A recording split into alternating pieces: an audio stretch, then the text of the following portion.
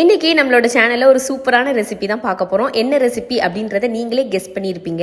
ஆமாம், இது கேரளாவோட ஃபேமஸ் தேன்கூடு கலத்தப்பம். இந்த ரெசிபி தான் நம்ம இன்றைக்கி பார்க்க போகிறோம். எவ்வளோ சூப்பராக வந்திருக்குதுன்னு பாருங்கள். அந்த தேன்கூடு ஸ்ட்ரக்சர்லேயே வந்திருக்குது. இப்போ நாம் ரெசிபிக்குள்ளே போயிடலாம். நான் இன்றைக்கி 200 கிராம் பச்சரிசி தான் எடுத்துருக்கிறேன். இந்த மாதிரி மெஷரிங் பவுலில் எடுத்துருக்கிறேன். இது வந்து 150 கிராம் வரைக்கும் தான் அளவு இருக்குது. அதனால் ஃபஸ்ட்டு 150 கிராம், அடுத்து ஒரு 50 கிராம் சேர்த்து மொத்தமாக 200 கிராம் பச்சரிசியை நல்லா கழுவிட்டு ஒரு 5லிருந்து 4 மணி நேரம் கிட்ட நான் ஊற வச்சு எடுத்துக்கிறேன். கலத்தப்பம் வேற ஏதாவது அரிசியில பண்ணலாமா அப்படின்னா பண்ணக்கூடாது. பச்சரிசியில மட்டும்தான் அவங்க ட்ரெடிஷ்னலா பண்ணுவாங்க.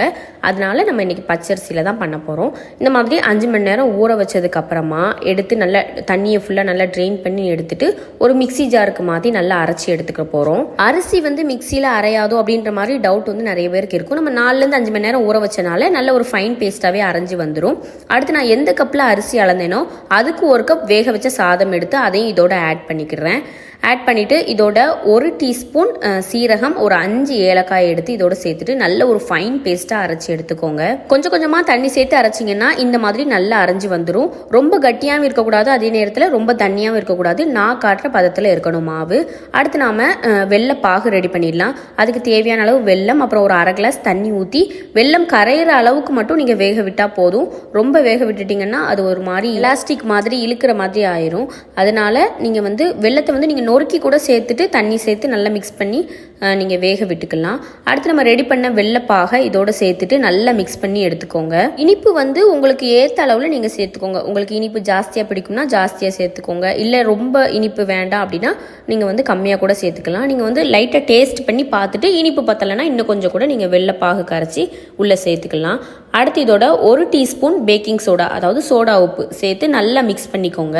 நல்லா மிக்ஸ் பண்ணி இந்த மாவை ஓரமாக வச்சிருங்க. அடுத்து நம்ம ஒரு குக்கரில் கொஞ்சம் எண்ணெய் அப்படி இல்லை நெய் ஊற்றிட்டு ஒரு 5-6 சின்ன வெங்காயம், அடுத்து ஒரு 2 துண்டு தேங்காயை இந்த மாதிரி நறுக்கி உள்ளே சேர்த்துட்டு நல்ல ஒரு கோல்டன் ப்ரௌன் கலரில் பொரிச்சு எடுத்துக்கோங்க. நல்லா பொரிஞ்சதுக்கு அப்புறமா நம்ம ரெடி பண்ணி வச்சுருந்த மாவை வந்து இதோட உள்ளே சேர்த்துருங்க. உள்ளே சேர்த்துட்டு நீங்கள் மிக்ஸ் பண்ணக்கூடாது. அப்படி விசிலை ரிமூவ் பண்ணிவிட்டு குக்கரை வந்து மூடி வச்சிடணும். ஒரு 10லிருந்து 15 நிமிஷம் அப்படி ஓப்பன் பண்ணாமல் வச்சுருங்க. 15 நிமிஷம் கழித்து ஓப்பன் பண்ணிங்கன்னா இந்த அளவுக்கு நல்லா வெந்து வந்திருக்கும். எவ்வளோ அழகாக வந்திருக்குதுன்னு பாருங்கள். அந்த எண்ணெய்லாம் மேலே பிரிஞ்சு வந்து ரொம்ப அழகாக வந்திருக்குது. ஒரு கத்தியை வச்சு விட்டு டெஸ்ட் பண்ணி பார்த்தீங்கன்னா ஒட்டாமல் இந்த அளவுக்கு வரணும்.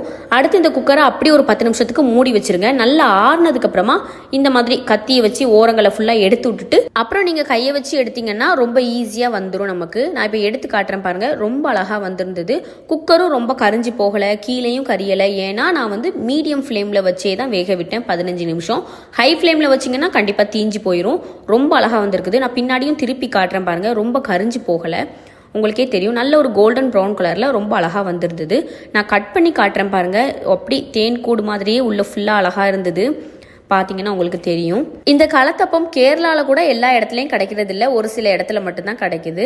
அதனால் கண்டிப்பாக உங்கள் வீட்டிலையே இந்த ரெசிபியை ட்ரை பண்ணி பாருங்கள். ரொம்பவே நல்லா இருந்தது டேஸ்ட்டு. ஈவினிங் ஸ்நாக்காக கூட நீங்கள் செஞ்சு கொடுக்கலாம். வீட்டில் இருக்க சின்ன பிள்ளைங்களுக்கு கண்டிப்பாக செஞ்சு கொடுங்க. செஞ்சு கொடுத்துட்டு எப்படி இருந்ததுன்னு கமெண்ட்ஸில் ஷேர் பண்ணுங்கள்.